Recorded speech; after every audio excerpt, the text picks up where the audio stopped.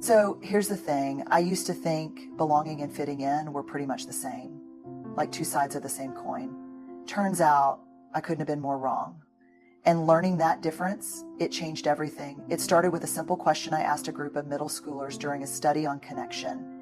I asked, tell me what it feels like to belong. Their answers were beautiful. Words like safe, seen, accepted for who I am. Then I asked, tell me what it feels like to fit in. That's when the mood shifted.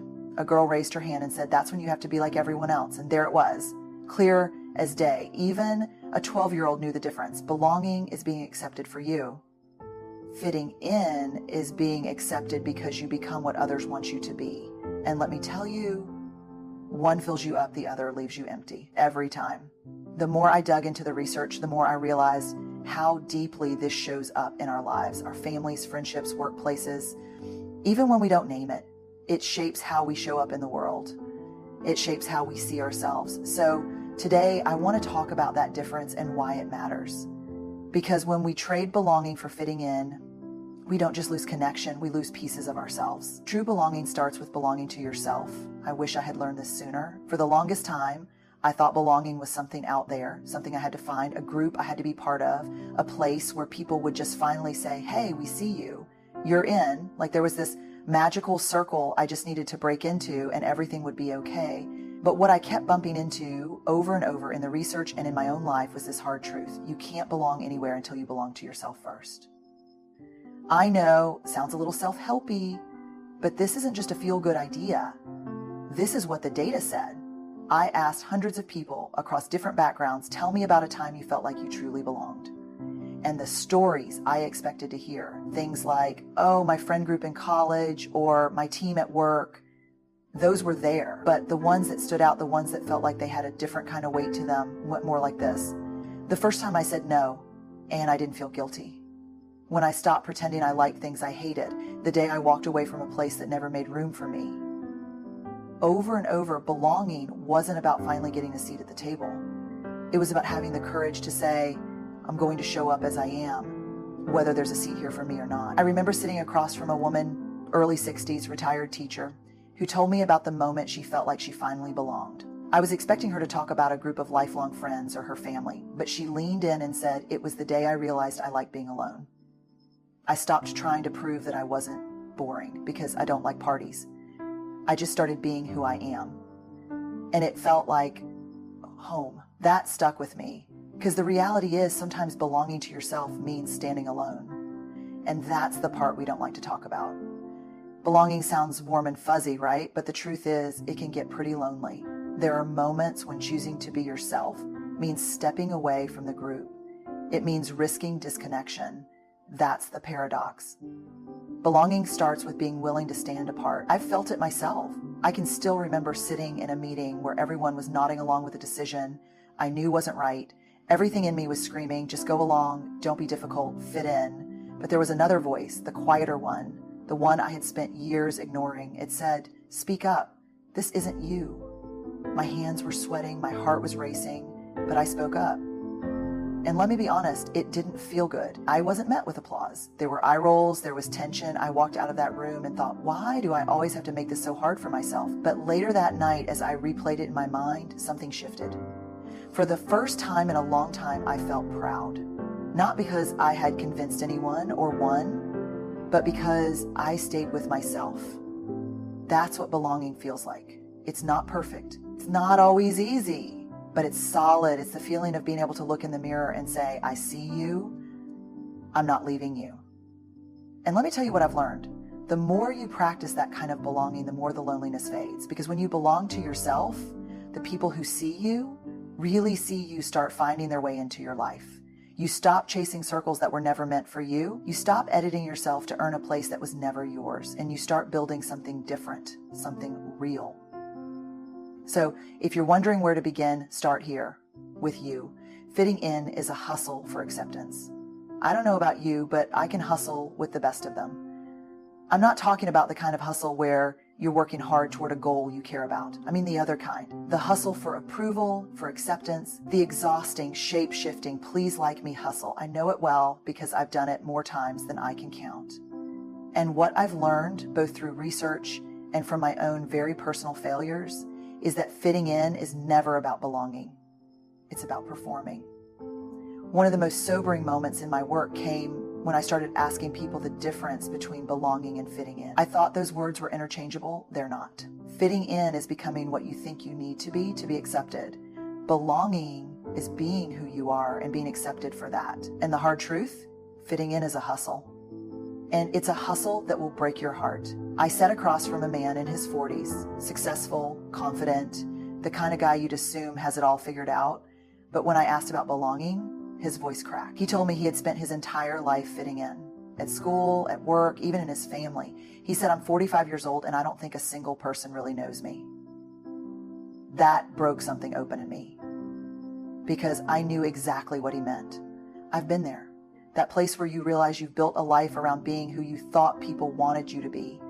And now you don't even know if they like you or just the version you created for them. The research echoed what he said. People who talked about fitting in described it as exhausting, like being on a stage all the time. They talked about constantly scanning the room. What's everyone wearing? What's everyone talking about? How do I adjust so I'm not too much or too little? It's work. And not the kind of work that fulfills you. It's the kind that leaves you drained, anxious, and feeling more alone than ever. Here's what's even harder.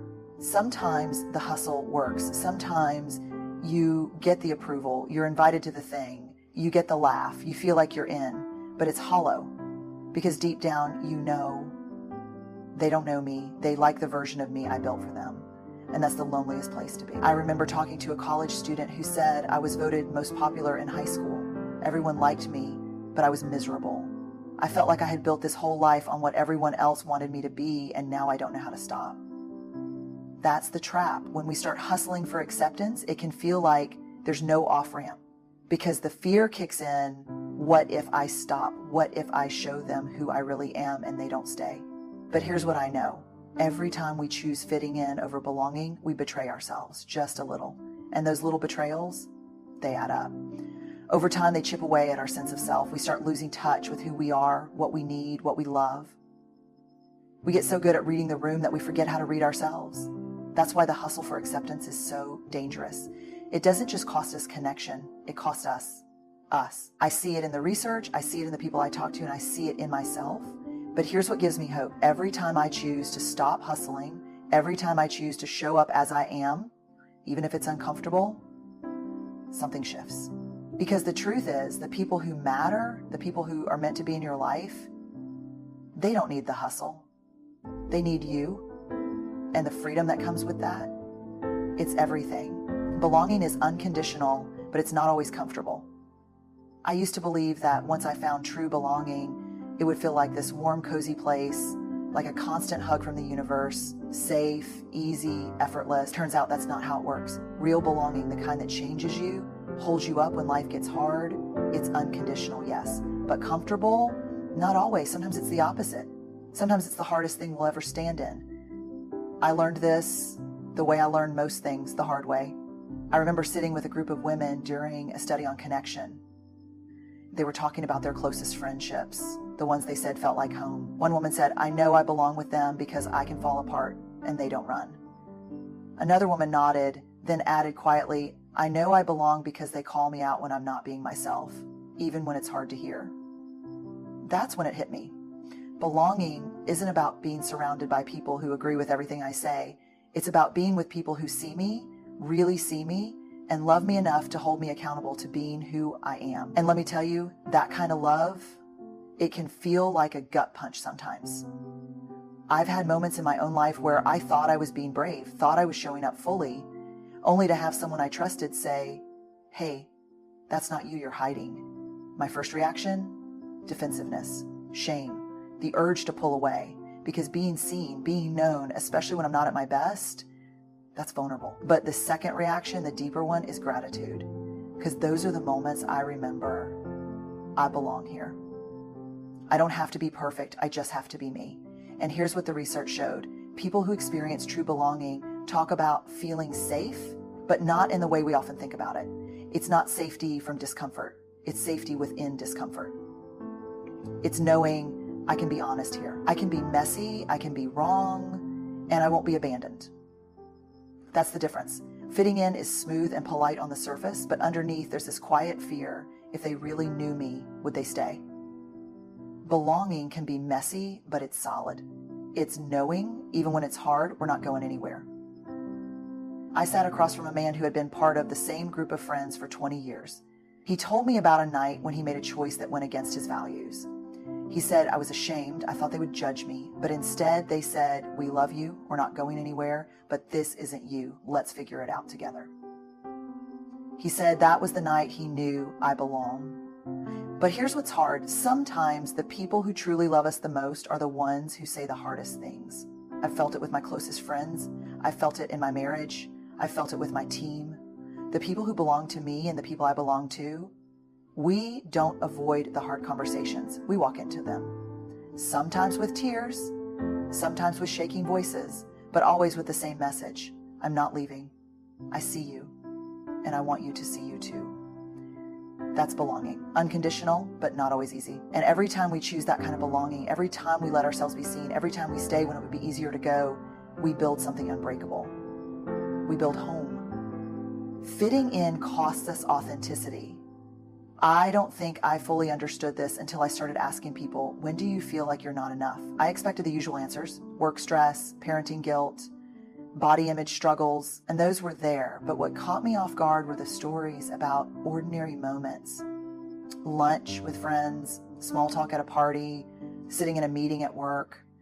People describe these subtle, everyday experiences where they felt this pressure to shift, dial themselves down, polish up the edges, say what they thought others wanted to hear.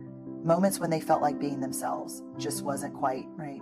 And what I heard over and over was that every time they made those little adjustments, every time they hid their true thoughts, laughed when they didn't feel like it, pretended to care about something they didn't, they left feeling the same way: empty, disconnected, exhausted.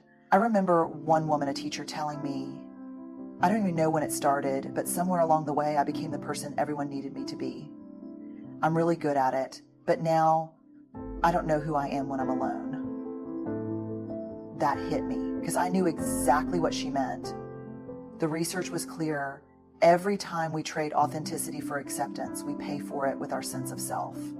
It's not one big event. It's a slow erosion, a little shift here, a quiet compromise there, and then one day we look around and realize we've built a life where we're liked, maybe even admired, but we feel unknown. I've been there. I remember walking into a room once, full of people I respected, people I wanted to impress, and I could feel it, the pull, that familiar voice whispering, okay, what's the vibe here? Be smart, but not too much. Be funny, but not weird. Fit in, and I did. I played the part perfectly. I left that night with smiles, handshakes, and maybe even a few compliments. But I got in my car and felt nothing, because they hadn't actually seen me. They'd seen the version of me I thought they wanted. And it's hard to feel connected when you know the connection is built on something false. That's the price. The data showed this pattern. People who constantly prioritize fitting in reported higher rates of anxiety, stress, and loneliness. Because they weren't actually connecting, they were performing. And performance is exhausting. Here's the thing, authenticity isn't just a nice idea. It's a core part of our well-being. When we deny who we are to be accepted, our body keeps score, stress hormones spike, our nervous system stays on high alert because we're constantly managing, constantly assessing, constantly asking, am I getting this right? And over time, that takes a toll. I spoke with a man in his 60s who said, I spent my whole life trying to be what other people wanted. I was a good son, a good husband, a good employee, but now I'm tired. And I keep thinking, what if I had just been me? Would the people who loved me have stayed? Would my life have looked different? That's the heartbreaking part. When we hustle for acceptance, we never really know if we're loved for who we are or for the mask we wear. And here's what I've learned. Authenticity is scary because it comes with risk. There's no guarantee. When we show up as we are, some people might not stay, but the ones who do, those are your people. Those are the connections that will fill you up, not drain you. Because when we're truly seen and we're still accepted, that's where belonging lives. So every time I feel that familiar pull to shift, to smooth things over, to fit, I try to pause and ask myself, is this who I am? Or is this who I think they need me to be? because the difference, it's everything. Belonging requires us to stand alone sometimes. I wish this weren't true. I wish I could tell you that belonging is always about being surrounded by your people, feeling held and seen, that it's all warmth and togetherness. But the reality is, belonging often starts with something much harder, standing alone. I remember the first time I really understood this. I was sitting across from a young woman, bright, articulate, the kind of person who lights up a room. She told me about growing up in a family where she never quite fit. She loved art, poetry, music, the things that made her feel most alive. But in her home, success was measured in practicality. Good grades, a sensible degree, a clear career path. She said, every time I talked about what I loved, I felt like I was letting them down. So I stopped. I became who they needed me to be, and it worked. But now, I don't know who I am anymore. Her voice cracked when she said it, and I could feel the weight of her words in my own chest, because I've been there. The day she finally chose to pick up a paintbrush again, after years of setting that part of herself aside, was the day she started reclaiming her belonging. But it came with a cost. She said, I felt so alone. They didn't understand. They thought I was throwing my future away. I kept thinking, maybe I should just go back to what they want. Maybe it's easier. That's the tension. Belonging doesn't always feel good in the beginning. Sometimes it feels like walking away from the crowd, turning towards something uncertain, and hoping, praying that your people will still be there when you arrive. But the research showed me this over and over. True belonging starts with belonging to ourselves first. And belonging to ourselves, that means choosing authenticity over approval. It means showing up for our values, even when it's uncomfortable. It means sometimes being the only one standing in the room who believes what we believe. That's lonely.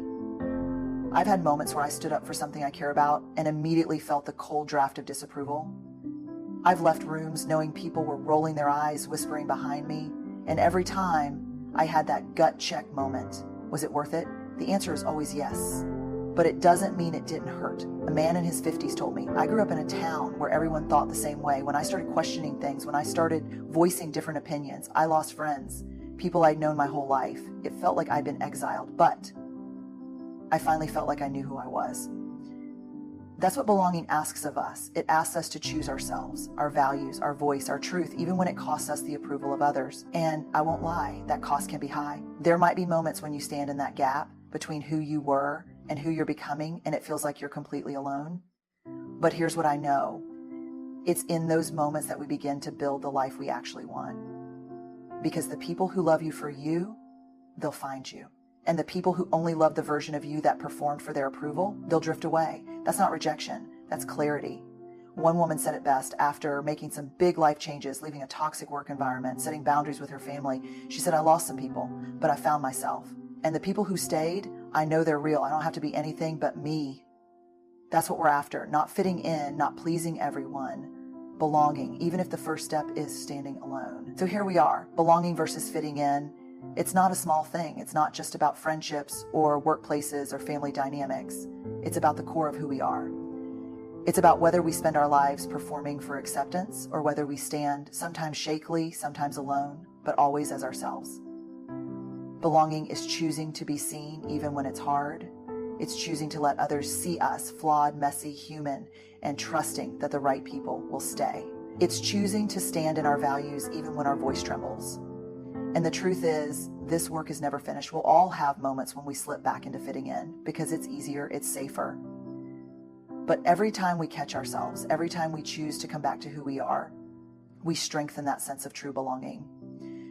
So if you're standing alone right now, if you're questioning, wondering if you'll ever find your people, hold on. You're not doing it wrong. You're doing the brave work of belonging to yourself first. And when you find those people, the ones who see you and stay, you'll know it was worth every step.